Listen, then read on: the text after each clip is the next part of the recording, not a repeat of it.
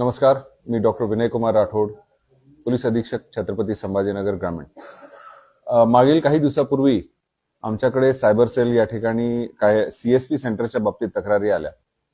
त्या तक्रारी अशा होत्या की काही अनोळखी इसम त्यांच्या सीएसपी सेंटरवर यायचे आणि त्यांना म्हणायचे की त्यांना अर्जंटली काही पैसे हवेत, 50,000, 60,000, 70,000, आणि ते सांगायचे की त्यांच्या QR कोड किंवा फोन पेवर त्यांचा मित्र इकडे पैसे ट्रान्सफर करेल, तुम्हाला ते दिसतील आणि त्यानंतरच मला तुम्ही पैसे द्या। तशा प्रकारे ते पैसे ट्रान्सफर झाल्याचे दिसायचे।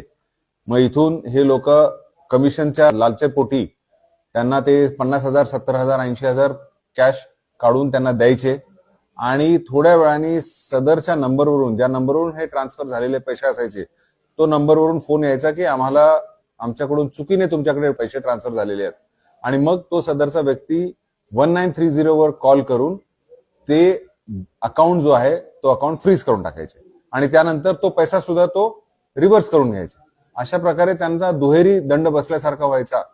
यामध्ये बरेचसे आमच्याकडे जवळपास 7-8 वेगवेगळ्या तक्रारी आल्यानंतर जो गुन्हा आम्ही नोंद केला आणि त्यामध्ये आम्ही तिथे ज्या सीसीटीव्ही फुटेजेस असेल, टेक्निकल अनालिसिस असेल, त्याच्या आधारावर 2 आरोपी जे आहेत यांना आम्ही अतिशय शिताफीने पकडलं। ते आरोपी होते राहिल युनुस शेख आणि प्रवीण चंपालाल वैष्णव। या आरोपींकडून आम्ही एक स्विफ्ट कार आणि इतर मुद्देमाल जवळपास 3,50,000-3.5 लाखाचा मुद्देमाल आम्ही जप्त केलेला आहे। या गुन्ह्याचे स्वरूप जर पाहिले असता, मला सर्व सीएसपी सेंटर धारकांना ही विनंती आहे की काही पैशाच्या लालचापोटी कोणत्याही अनोळखी व्यक्तीकडून अशा प्रकारचे फोनपेद्वारे स्वीकारून कॅश विड्रॉ करून देण्याचे कृत्य करू नका।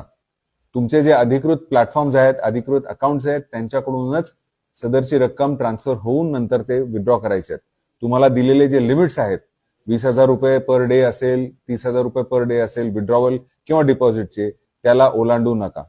तुमच्याकडे येणारा जो कोणी ग्राहक असेल त्याची ओळख 100% पटल्याशिवाय त्याच्याशी डील करू नका। यासाठी तुम्हाला काय करायचंय, त्याचं आधार कार्ड चेक करायचं आहे।